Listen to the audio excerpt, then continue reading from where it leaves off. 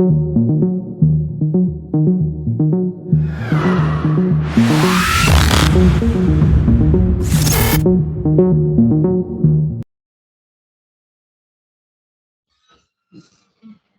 cordial saludo para todos los asistentes y continuamos con nuestro ciclo de conferencias y a continuación los dejo con el gran conferencista y bueno, una gran persona, Alejandro Musso, quien nos está acompañando desde Argentina junto con su colega Diego Lugo. Se les informa a todos los asistentes que esto está siendo grabado. Si alguien tiene inconveniente, pues se puede retirar de la sala. Doy paso a estos grandes personajes que nos vienen a hablar de un tema bien interesante, como es la ciberseguridad, tema de gran actualidad, y doy paso para que iniciemos. Bienvenidos. ¿Cómo andan todos por ahí? ¿Cómo andan todos por Colombia? Hermoso país, que estuve hace unos días con un paso fallido por ahí, ahora les voy a contar. Primero me presento, soy Alejandro Musso, soy fiscal de cibercrimen de Buenos Aires, de Argentina, ¿sí?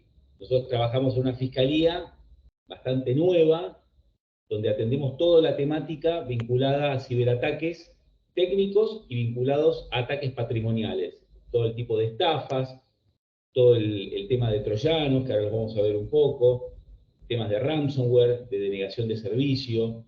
Bueno, tenemos mucho trabajo, estamos en una zona geográfica muy central, digamos, imagínense, sería cerca de la capital nuestra, que es la capital federal, en una zona que abarca un territorio enorme, que tiene casi 2 millones de personas dentro de su jurisdicción. Así que trabajo no nos falta. Me acompañan hoy Diego Lugo. Diego Lugo, por ahí anda, me gustaría que te presentes vos primero, por favor. Él es un... ¿Qué tal? Buenas tardes, Ale, gracias. Gracias, Félix, por la invitación.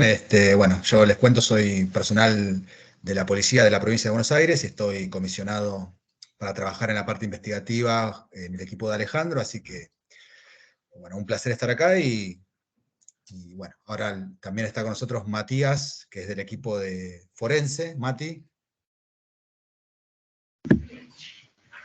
¿Qué tal? Buenas tardes. Bueno, gracias por la invitación. Mi nombre es Matías Palacios, soy personal policial de la Provincia de Buenos Aires y bueno, trabajo hace un tiempo con Diego y hace poco me uní al equipo de investigación de la Fiscalía, así que bueno, muy contento de estar acá. Bien, y aunque piensen que están mirando mal, acá está el clon, asomate, Nico, se presenta porque no tiene audio él, Nico Palacios, el hermano de Matías, y es otro de los genios informáticos que nos están ayudando, y bueno, van a estar hoy, por si tienen alguna duda, después de esta charla, que va a ser más o menos media hora, van a ver seguramente una apertura a preguntas. Obviamente me encantaría que participen, y si alguien tiene algo que preguntar en el medio de la charla, con gusto levante la mano, que avanzamos. Les vamos a mostrar un poco, vamos a compartir, les voy a compartir un PPT, ahí Mati, Nico, me los confundo, Mati y Nico. Nos va a ayudar con la presentación, les vamos a contar un poco cuál es la temática puntual sobre la que estamos trabajando, les vamos a dar un pantallazo general de algunos temas muy puntuales que son, bueno, las realidades que estamos viviendo, casos reales de ataques. Bien, vamos a ir avanzando. Como les dije, teniendo en cuenta la calidad del auditorio, dijimos, bueno, vamos a centrarnos en lo que les puede servir acá a los amigos colombianos. Dicho sea de paso, hago un paréntesis, el problema que tuve en Colombia es que me agarró el mal de altura y terminé con un suero. Así que la próxima vez que los vaya a visitar, ya voy advertido de que eso no va. Al día siguiente, un temblor. Así que fue un lindo viaje. El tercer día, cuando vine en el avión, le pegó un rayo al avión. Así que, nada, yo creo que igual me quieren los colombianos, así que voy a volver, aunque no haya sido el mejor viaje.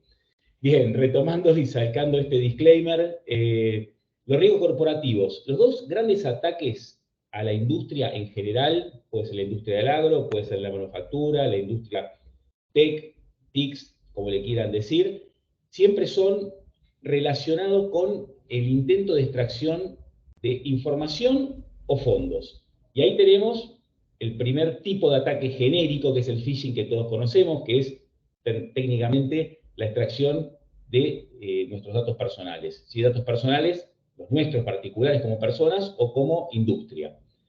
Bien, el segundo tipo de ataque general que estamos viendo en Latinoamérica y potente en cuanto a la cuantificación monetaria son los troyanos, que son un tipo de malware, ¿sí? Troyanos genéricamente hablando, pero son malware que tienen diversa intencionalidad. En realidad, la intencionalidad final es la extracción de dinero, la monetización de la acción criminal, ¿sí? Pero los mecanismos son diversos. Vamos a arrancar con el phishing y ahí le voy a pedir a Diego, esto es un caso real, el que les vamos a mostrar, ¿sí? De una persona que, cuando dicen el delito no paga, que es una frase muy linda, bueno, yo les puedo asegurar que el delito sí paga. Por lo menos Te paga, pero después te la cobra.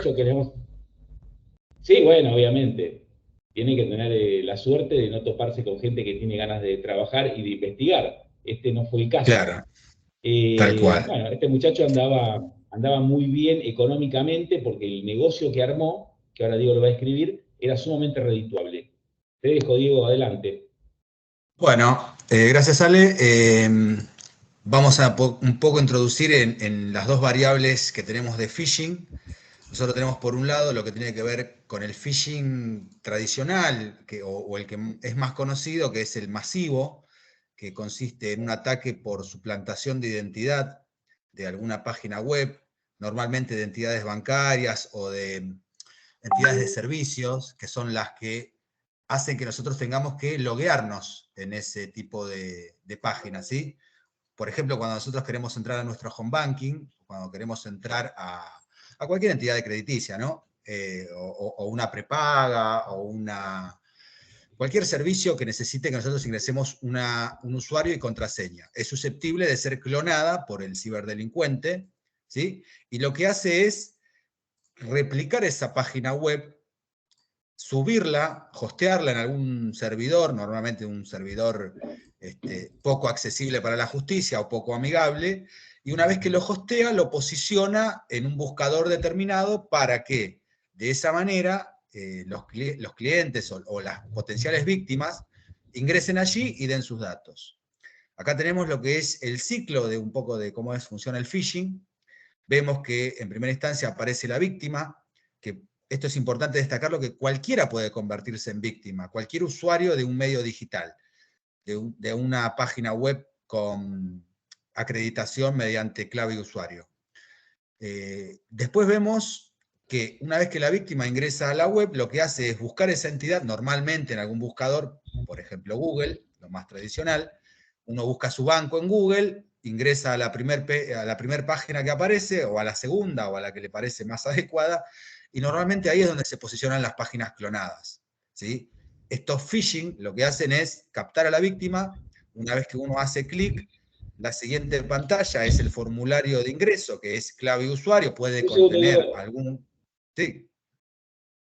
Perdón, hay una aclaración, porque en la práctica lo que van a ver, lo que acaba de escribir Diego, ¿cómo lo van a ver? Cuando ustedes googlean, le van a aparecer los primeros como promocionados. Cuando vean eso, que se les prenda una alerta, porque los promocionados son los que se pagan para que aparezcan primero. Inclusive si yo pagase una página que es coca-cola.com.ar y la pago, la hosteo en Google y les pago el fee que ellos piden, me la van a poner antes como promocionada que la verdadera página de Coca-Cola. Ellos no se hacen responsables por sus disclaimers legales, por el contenido de lo que suben las personas. Y esa es la gran discusión con Google, y por eso cada vez que vamos a alguna charla y ahí está el representante de Google en Argentina, ese muchacho la pasa mal, la sufre, porque no soy yo nada más, sino que todo el mundo cuestiona a esta mega empresa por no hacerse responsable por los contenidos que sube el resto de la gente y pagando sobre esa página. Perdón, Diego, me parece importante la aclaración. Continúa. No, perfecto, dale, gracias. Bueno, una vez que entonces sabemos que no tenemos que ingresar a las primeras, que son las patrocinadas o las promocionadas, pero es lo que normalmente hacemos, llenamos el formulario, esa información automáticamente le llega al ciberdelincuente, ¿sí? Que a partir de ese momento ya tiene poder sobre la cuenta, porque uno le da los atributos o las credenciales de acceso a la cuenta, y mediante un medio paralelo, una conexión paralela, el ciberdelincuente ya toma control de nuestra cuenta o de nuestros datos para ingresar él a su cuenta, a nuestra cuenta. ¿Qué sucede? Una vez que está operando con la cuenta, lo que normalmente va a querer hacer es vaciarla, tomar algún crédito por alguno de los créditos, las líneas preacordadas que suelen tener los bancos, ¿sí? Y de esta manera, después vaciar esos fondos a otra cuenta que tiene él destinada para la recepción de fondos. Normalmente esas cuentas las conocemos como cuentas mula, ¿sí? Pero ¿qué pasa? Cuando él quiere operar, cuando el ciberdelincuente quiere operar, es común que para hacer una transacción de gran volumen, el banco, por una medida de seguridad, le pida un token, ¿sí? Ahí entra en juego una tercera persona que se va a hacer pasar por el oficial de cuentas, ¿sí? o personal de ese banco o de esa entidad, para poder, mediante una llamada telefónica, ¿sí? llamar a la víctima, que seguramente ya puso su teléfono en el formulario de datos, y así poder obtener ese token o clave o medida de seguridad o doble factor del tipo que fuere, para que el ciberdelincuente, una vez que la persona que está, que digamos su socio que está sacándole los datos al cliente, le brinde esos datos y así poder vaciarla. No sé si quedó claro este punto, si alguien tiene alguna pregunta hasta acá. Si no, seguimos, Ale. Bueno, cualquier cosa vayan levantando las manos. Ok, yo no veo ninguna de momento. Acá lo que tenemos es un ejemplo, que esto es bueno aclararlo, esto sale de una pericia que hicimos de la computadora de un ciberdelincuente, de un hacker, de este hacker que hablaba Ale, de este señor muy conocido acá en Argentina, que hizo mucho dinero a través de la clonación de páginas web de diferentes entidades. Este, por ejemplo, es un caso del Banco Superville, pero cuando abrimos la computadora vimos que tenía de muchos bancos, del Santander, del Banco Una aclaración Macro, acá, Diego. sí, Me gusta meterme así y después continúas. Ahora está uno piensa, perfecto. qué fantástico esto, qué fácil, qué difícil que es clonar una página web. Posiblemente haya gente ahí que sepa algo de programación y sepa cuál es la respuesta que les voy a dar ahora. Para nada es difícil. Se clona el código fuente de un modo bastante sencillo. Es decir, gente que tiene No, y el conocimientos resultado es medios de bastante programación. bueno. Claro, uno se va a utilizar herramientas de Kali Linux.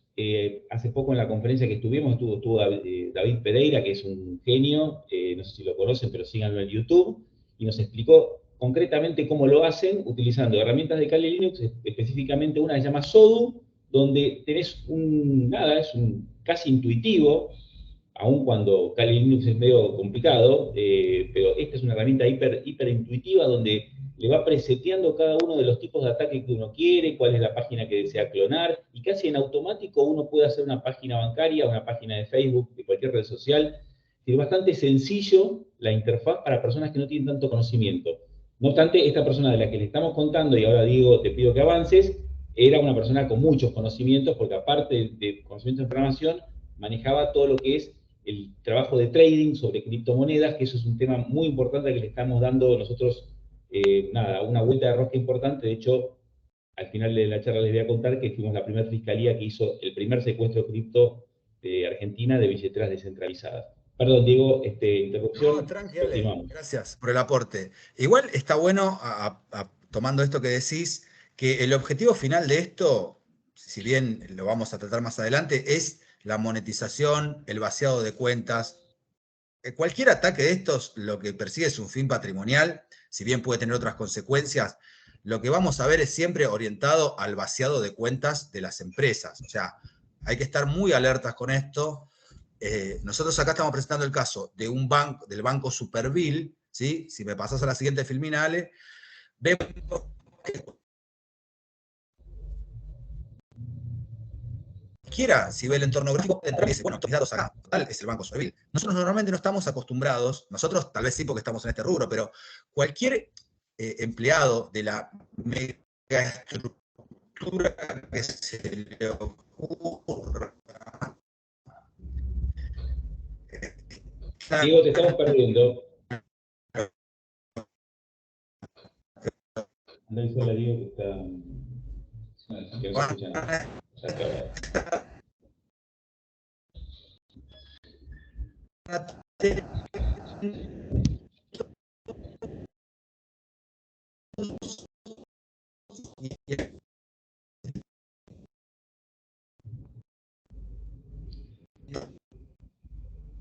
Hola, hola. David, ¿me escuchás vos? ¿Félix?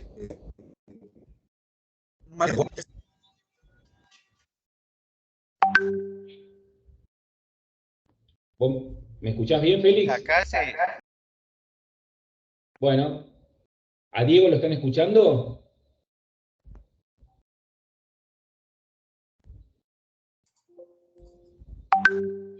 ¿Volví? Ahí volviste, ahí volviste. Ahora sí. Perdón, problemas de conectividad, no sé qué era. Bueno, Bueno, avanza, dale. en fin, retomando, quería comentar es que normalmente no estamos acostumbrados, ¿sí?, en la barra de navegación, y acá tenemos que esta imagen, acá está ampliado, ¿no?, del banco Superville, donde vemos que es exactamente igual a lo que es el banco, a la página oficial del banco, vemos que tiene una dirección URL totalmente apócrifa, greenland.co.mz Superville, o sea, estemos atentos a eso, ¿sí?, a dónde ingresamos los datos, porque esto es lo que normalmente provoca que acá se produzca la intrusión. Seguimos, avanzamos, Ale. Bien.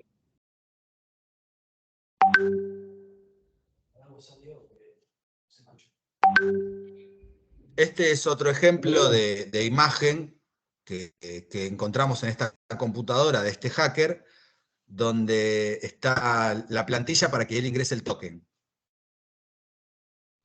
Sigue siendo resultado del ataque, de la extracción forense de la computadora de un ciberdelincuente de alto perfil, ¿no? Bueno. Bien, Ale, y perfecto. acá Después le vamos a pasamos a contar los bien cómo es troyanos. la vuelta final. Ahí está.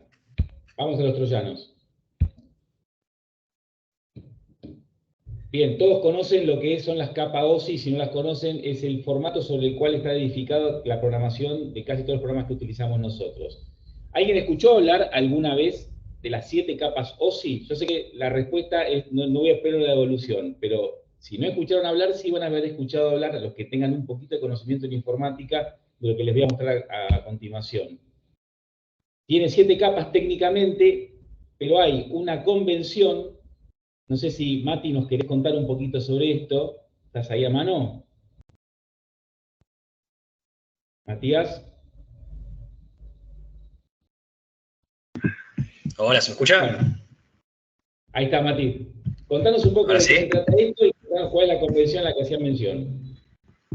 Muy bien. Bueno, lo que estamos viendo acá es una representación no del modelo OSI en sus distintas capas. El modelo OSI lo que hace, representa, no es el concepto de cómo funciona una red de comunicaciones, sino más bien lo que hace es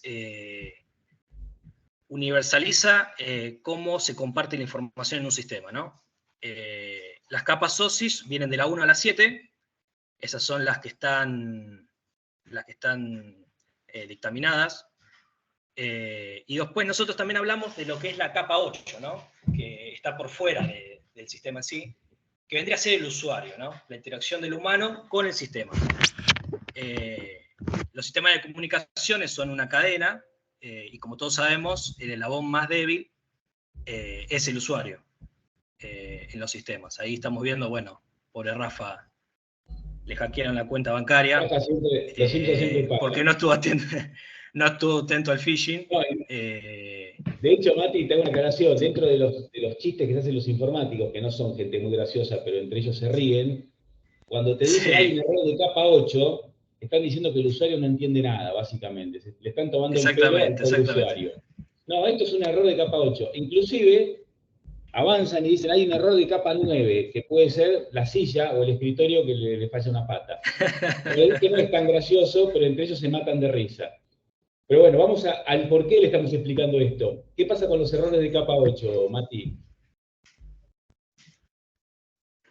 Bueno, los errores de capa 8, lo que pasa es que son impredecibles. Uno puede tener el sistema más seguro en la empresa, que en realidad, bueno, ningún sistema es impenetrable, pero bueno, uno podría decir que son seguros. El problema es que uno no puede predecir el usuario.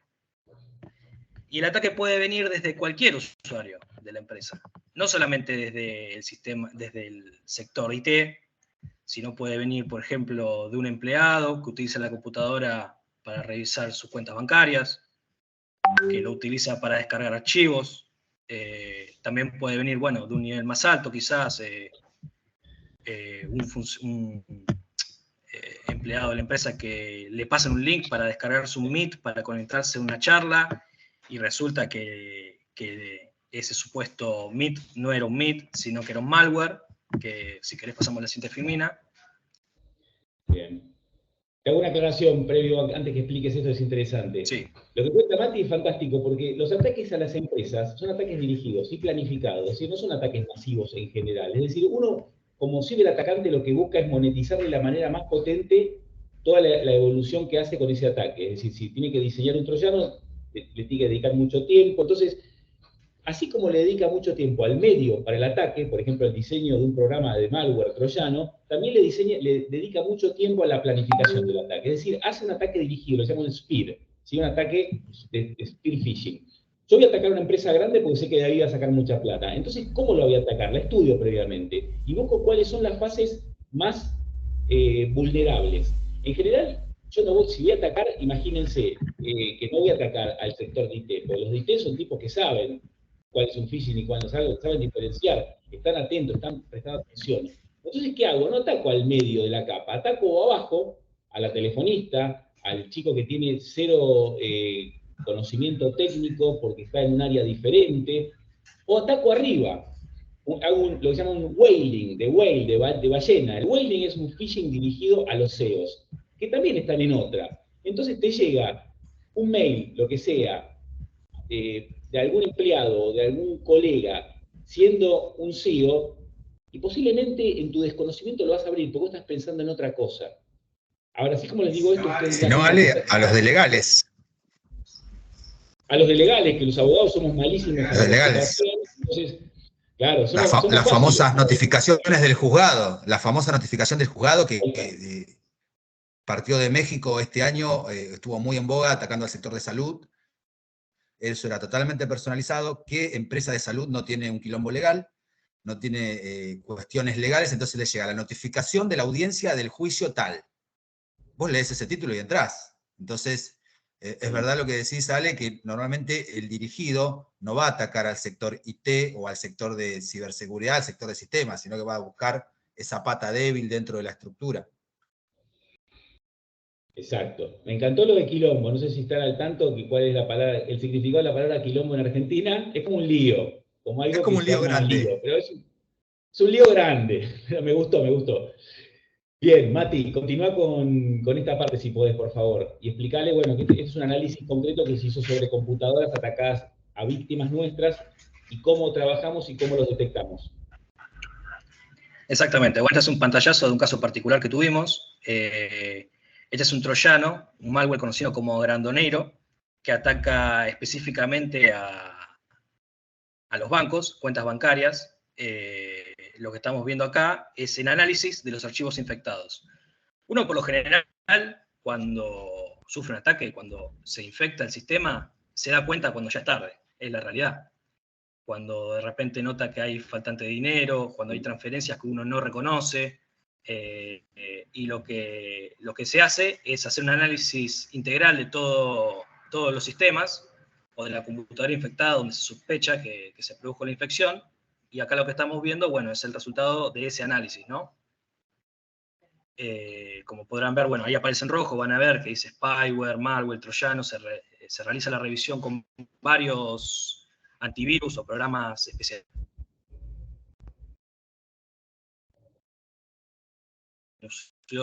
Archivo por archivo, que bueno, es más dificultoso, pero uno cuando ya detecta el archivo que estaba infectado, ya sabe por dónde vino el ataque.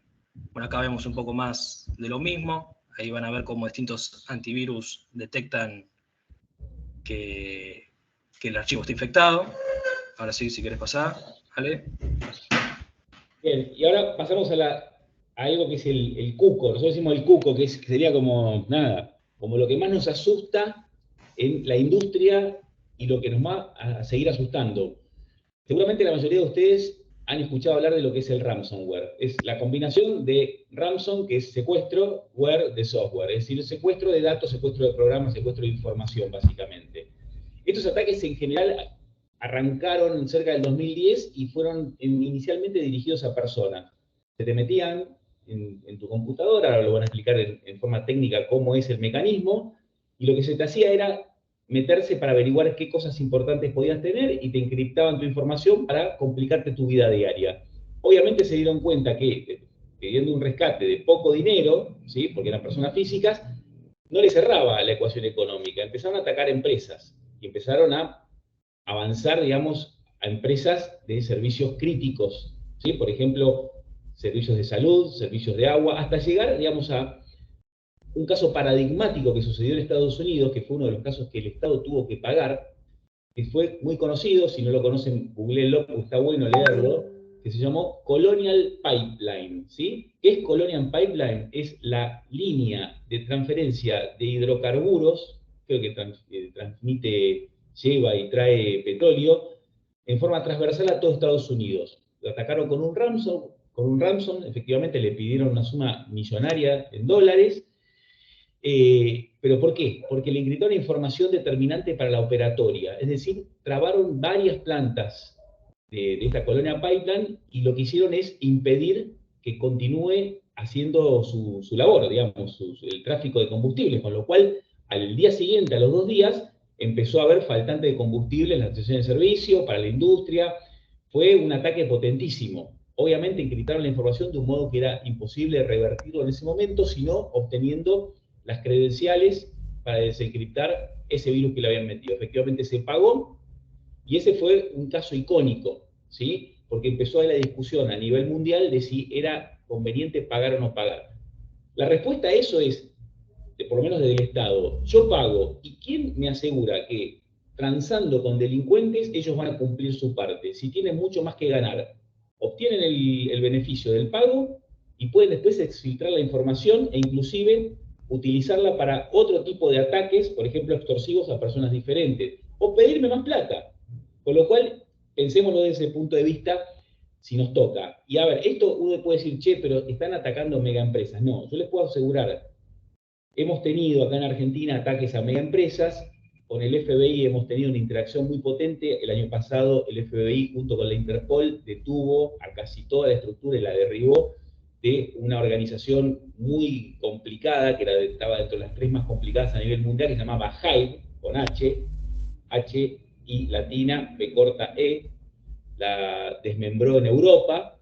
En función de eso se obtuvieron todas las claves de encriptación a nivel mundial de todos los ransomware que habían hecho, superaban los 3.000, y logramos conectarnos con el FBI, y a partir de la causa nuestra, la investigación nuestra, que tenía como víctima a una de las 2 telefónicas de telefonía celular más grandes de Argentina, que le habían encriptado muchas máquinas virtuales que tenían, ellos aparte hostean información de terceros, nos obtuvimos las llaves de desencriptación de esa y de unos 100 ransomware más de empresas medianas, y a eso apuntaba.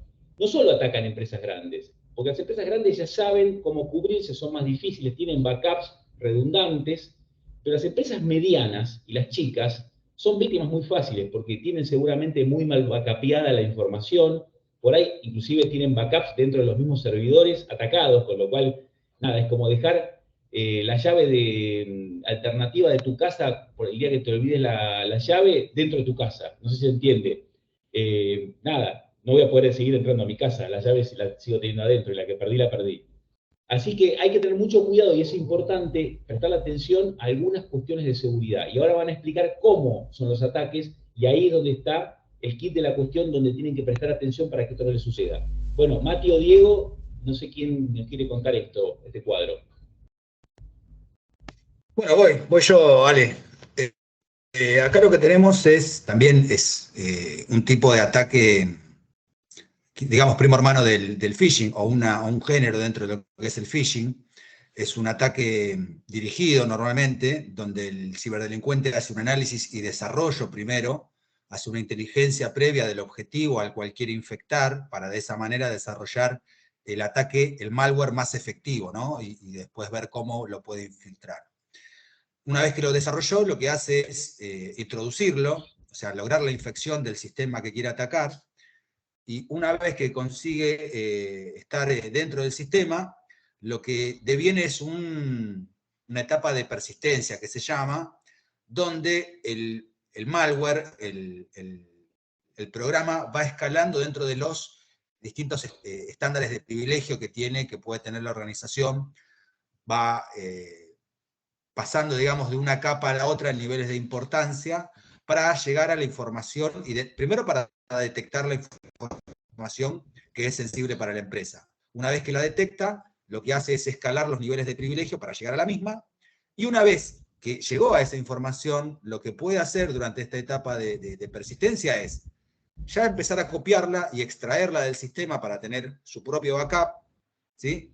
Y después, una vez que lo tiene, estamos hablando de entre 30 y 180 días, más o menos, una etapa de persistencia de un ransomware, y una vez que logró hacerse de la información, lo que hace es bloquearla, encriptarla y bloquearla para que la empresa que es dueña de esos datos no pueda acceder a los mismos. Una vez que ya lo tiene bloqueado, que la empresa no va a poder acceder a ellos, lo que hace es pedir rescate por la liberación de esos datos. Eso es más o menos a grande el ciclo del ransomware. Bien. Bueno, ¿cuáles son los vectores de ataque? Los vectores de ataque pueden ser... Claro, las formas de ataque, los vectores de ataque. Nosotros decimos vectores técnicamente, pero si es la forma de ataque, aquí hay que estar con mucho cuidado. A la intrusión técnica, es decir, un ataque dirigido técnicamente a buscar una vulnerabilidad dentro de que es la plataforma de la empresa o de los servidores de terceros, porque a veces lo que se utilizan es algún proveedor que no tiene seguridad para atacar a una empresa más grande. Es decir, por ejemplo, vamos de vuelta con el caso de Coca-Cola, no porque sea Coca-Cola en puntual, sino porque para que dimensionen. Coca-Cola es difícil seguramente de atacar, pero ¿por qué? Porque tiene obviamente el personal entrenado, tiene los mejores y más nuevos firewalls y antivirus y anti-malware, tiene un equipo de SIR, de respuesta a incidentes, repotente, pero seguramente contrata al que le pone las chapitas en la botella, y esa empresa no es tan grande como Coca-Cola, y posiblemente esa empresa no tenga nada de todo esto. Entonces se ingresa con una intrusión técnica a ese tercerizado o a esa empresa que le brinda servicio para hacer el salto. Esto no lo vamos a tocar porque es muy técnico, y sí vamos a tocar al pobre Rafa, que es el error en capa 8, y es la ingeniería social, es decir, al muchacho que erróneamente es inducido a meter el dedito en el teclado y apretar, hacer el clic.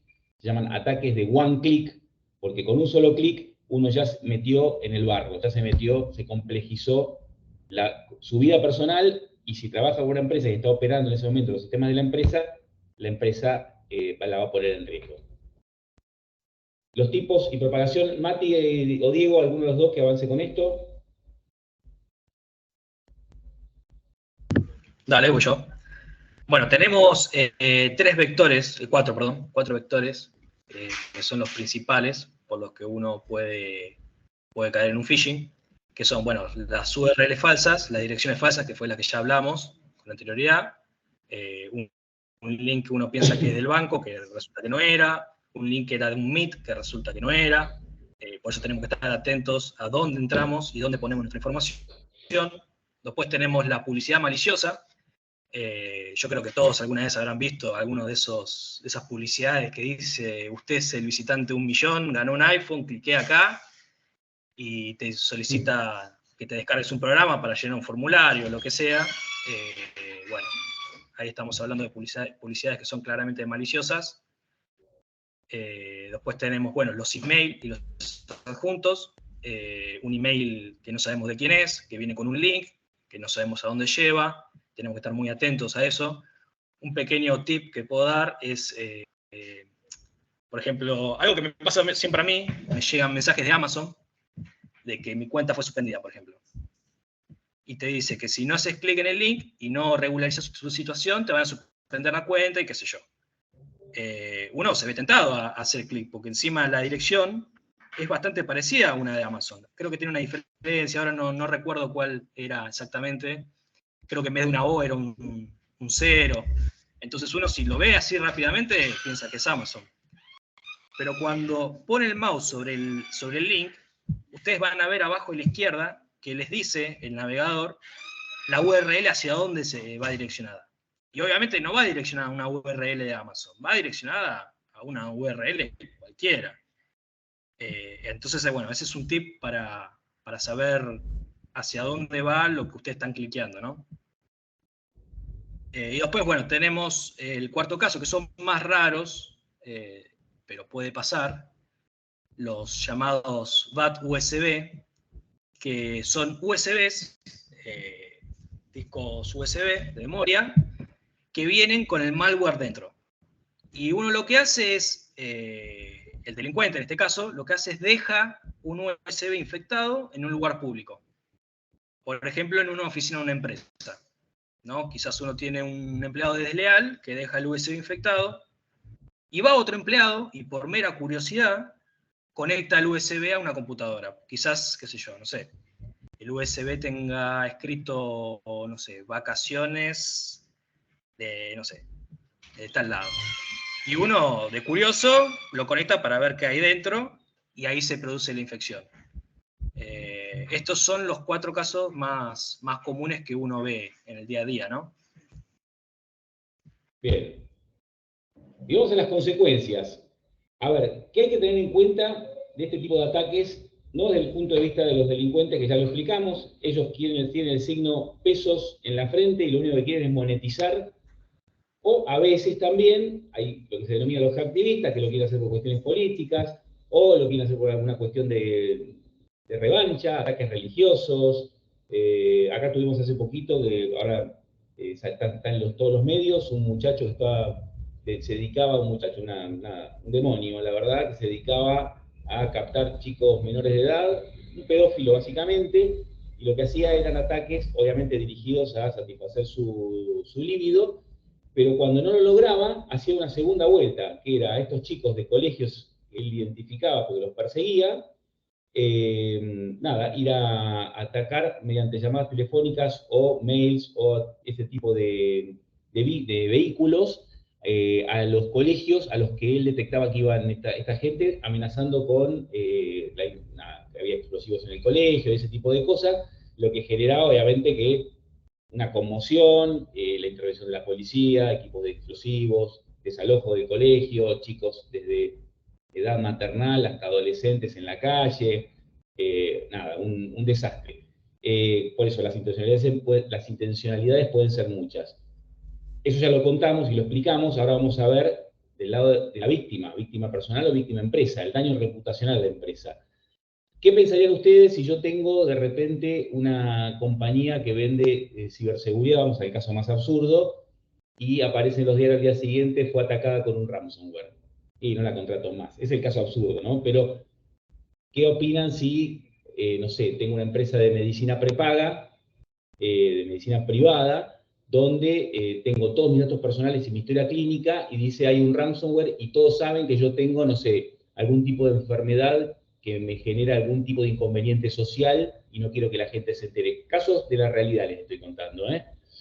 ¿Qué hacemos? Bueno, se genera obviamente desde la faz personal, un problema grave para esta persona. Y a la empresa, que es el dueño, y ahí vamos, de estos datos, el custodio de estos datos, más que el dueño es la persona, el custodio de estos datos, y que lo rige una ley de protección de datos personales, que acá en Argentina tenemos un gran problema porque es muy vieja y creo que en Colombia no sé si está en la misma situación, se genera un daño reputacional gravísimo.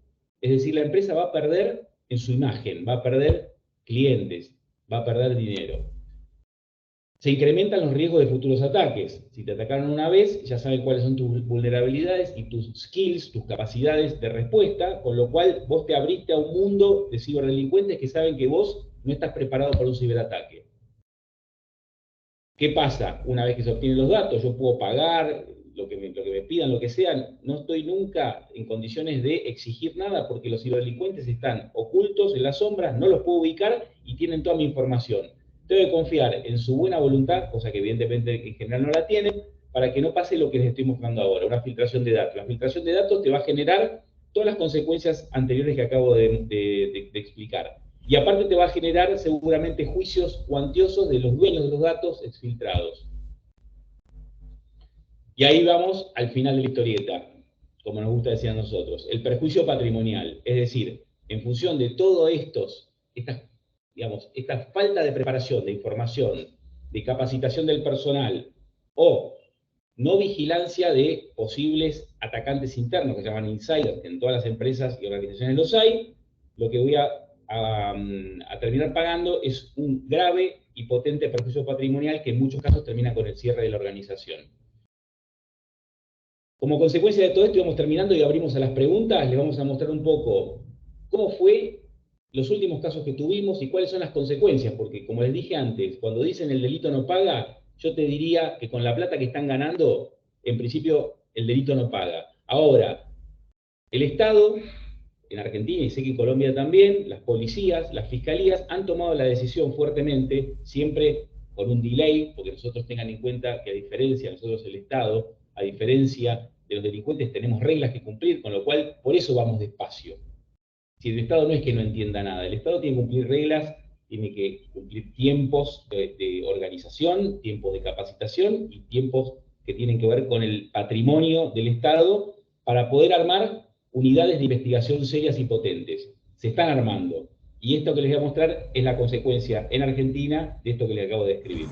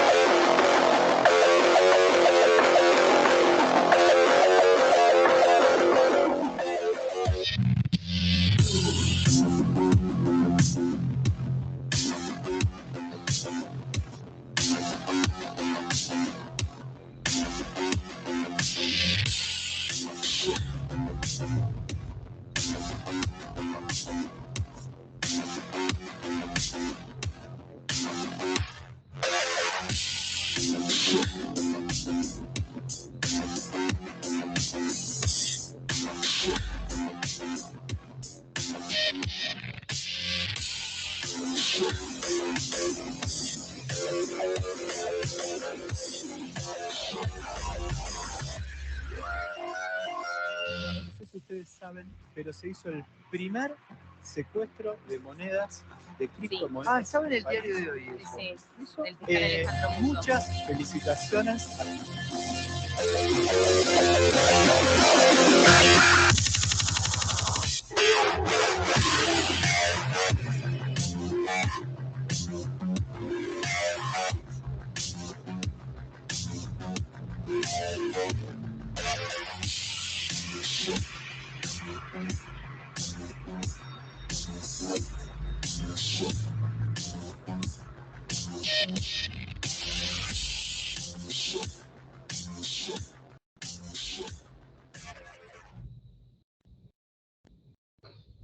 Bueno, me quedó algo pendiente, que ahí se ve en el video, que es, que se los mencioné muy por encima, que fuimos la primera fiscalía de Argentina en hacer un secuestro de criptoactivos proveniente de estafas digitales a una persona que allanamos, tenía billeteras descentralizadas, de software en este caso, pero también las puede tener de hardware, hemos allanado también con billeteras de hardware. El problema que había era cómo hacer ese procedimiento de esas billeteras, obtener las frases semillas para poder meternos dentro de lo que es el contenido de esas billeteras de software, que son innominadas, para quienes estén al tanto van a entender, a diferencia de un exchange donde uno tiene que poner su cara, las billeteras de software y las billeteras de hardware son billeteras innominadas, es decir, no tengo una persona detrás identificada.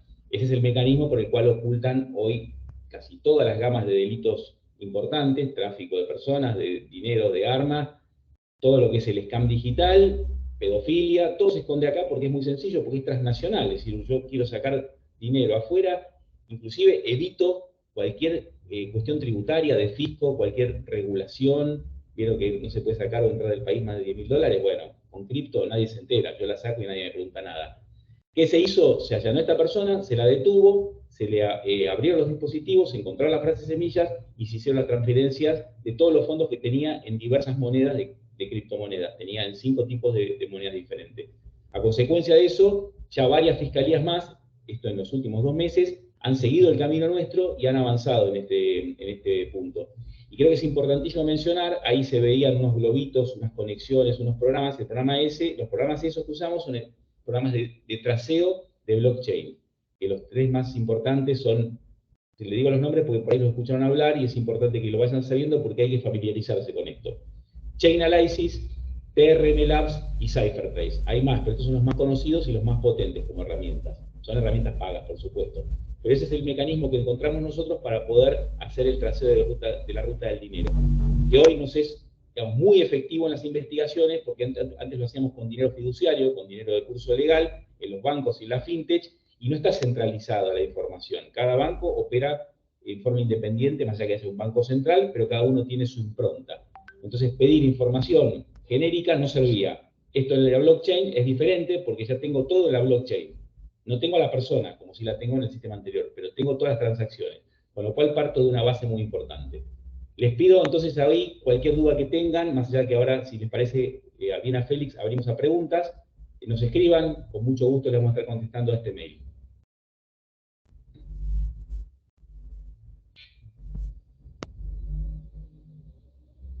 Hola, hola. Estoy haciendo el cambio. Muchas gracias. Genial, excelente la información. Retorno acá a la sala.